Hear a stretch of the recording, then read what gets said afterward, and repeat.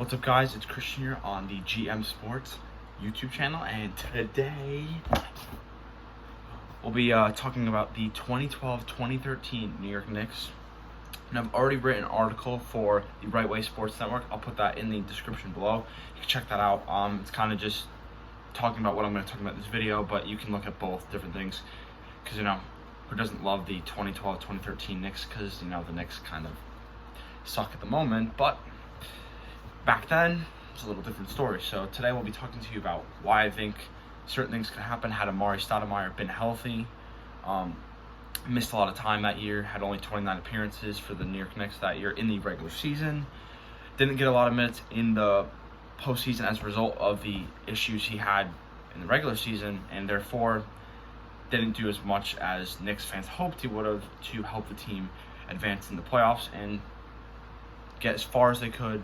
But obviously the Knicks finished in the Eastern Conference semifinals to the Indiana Pacers, but I'll get a little bit into that later in the video.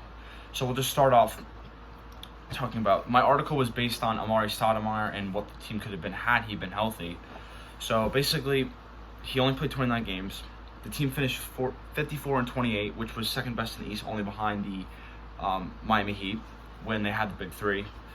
Stoudemire had two knee injury problems. One of them was in the beginning of the season. He missed the first 30 games, and then the second one was in March, which sidelined him for the rest of the regular season, and then he missed the first series of the playoffs as well.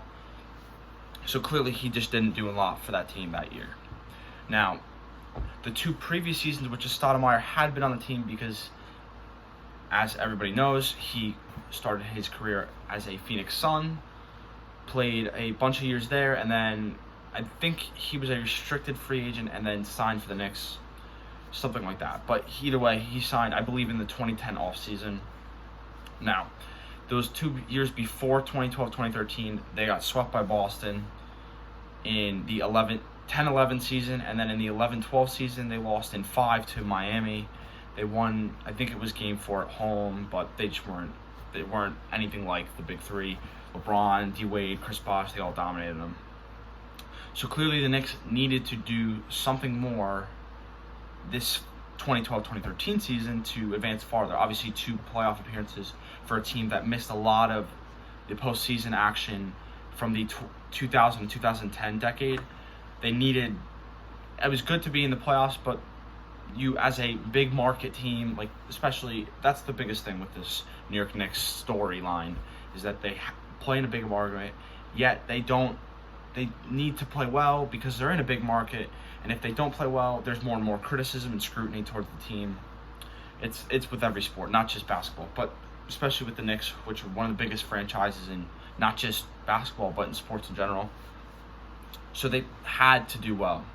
Now, they did well, and there's a bunch of different reasons to why they did it, even without Amari. So obviously, first things foremost, Carmelo Anthony, one of the best Knicks to ever play in this, certainly since the 2000s. He's absolutely a lethal scorer when he was in his prime, even in Denver. It's great now he's doing it in Portland, but especially in Denver and his earlier years in New York, he was fantastic offensively, and he just was unstoppable. And especially in the 2012-2013 year, 20.7 points per game, NBA scoring champ. That's all you need to say. He was the clear leader of that New York Knicks team, and there's nothing to say that isn't the true case. So he was clearly the leader, even without Amari. He did absolutely lethal things for the New York Knicks that year. Now, besides him, obviously you would give a lot of credit to him, but J.R. Smith also deserves a ton of credit. Obviously, he's had his weird share of moments in the finals with the Cavs and stuff, but not that year. In 2012-2013 season, he won the NBA 6th Man of the Year with an 18.1 point per game season, and that was just remarkable for him. It was arguably his best year of his career, and there was no reason why he was their second best player and second best scoring option that year.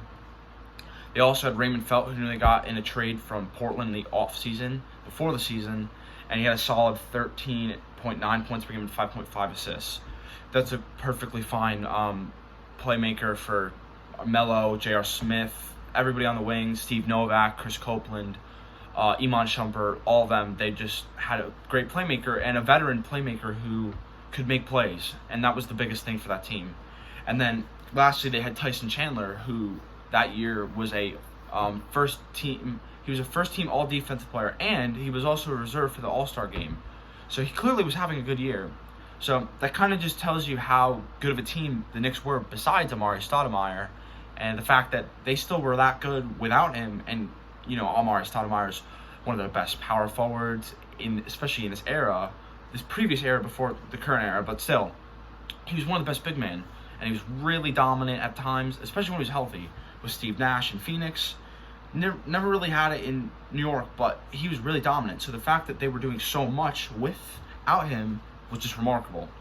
So now in the playoffs, they faced Boston in the first round. In that previous year, after the season, I forget who they lost to in the playoffs, but Ray Allen left, and he was one of the big players for that team in that era where they were facing the Lakers, and they won a chip, I think in 2007, I believe, or 2001, in that area. But clearly, they were a big team there. And they had Paul Pierce still, they had Rondo, they had Kevin Garnett. So they still had a solid team. It was just not the same team. And they were predicted to get higher, like a seed closer to what the Knicks were at 2, but they ended up getting at 7. And they still have veterans like Jason Terry and other guys. So it was not a bad team, but the Knicks should have advanced even without Amari, who was not available for that series, like I said before. And it seemed like that was going to be the case games 1 and 2. Melo scored, I believe, 36 and 34 in games 1 and 2. They were up to, of course, at MSG, and they were going back to Boston. Now, this was not your typical going to Boston trip. A couple weeks before, the Boston bombings at the Boston Marathon occurred, and that was horrible. That was one of the worst things that's happened in recent years, and it was just a horrible situation, and it was definitely going to be a weird environment for the Knicks to go to, because obviously it's just a sad situation for Boston and just America in general, and they had to obviously play well and do things, but there was definitely going to be some different type of energy for the Knicks to play in, and they ended up winning Game 3. So they got them 3-0. All they had to do was win 1 of the next 4 to get to the second round, which they hadn't done in, I think it was 1999-2000 season was the last time they had done that. So it was a big win for them to get going down to Boston or going up to Boston, and then they had to, if not, get it back at home. So it was game 4 and 5, which they lost both, had chances to win the series, did not win it. And then, therefore, they had to go back to Boston game 6, and it looked like they were going to kill them. It was 75-49, I think, with around 10 to go. And then all of a sudden, the Knicks go on one of their classic runs, and they gave up a 20-0 run to Boston, who only had 49 points of the game. And I remember watching it, and Avery Bradley was killing the team. Paul Pierce had one big layup and one. There was a bunch of Jared Green, I think, or somebody like that. But there were plenty of different guys involved in that run that almost blew the Knicks' Game 6 win. Luckily, they did get the win, advance to the second round, but it wasn't easy down to that stretch of that game. And turns out that was the last games that Paul Pierce and I believe Kevin Garnett played, even Jason Terry. They all got traded to Brooklyn in that blockbuster deal the next offseason, but it was clearly a interesting series towards the down stretch of it.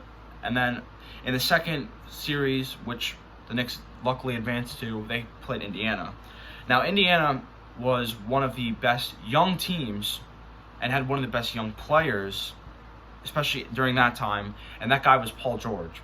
Now, Paul George, I believe, was around 22 years old at that moment. Obviously, now he's closer to the 30s, now playing for the Clippers.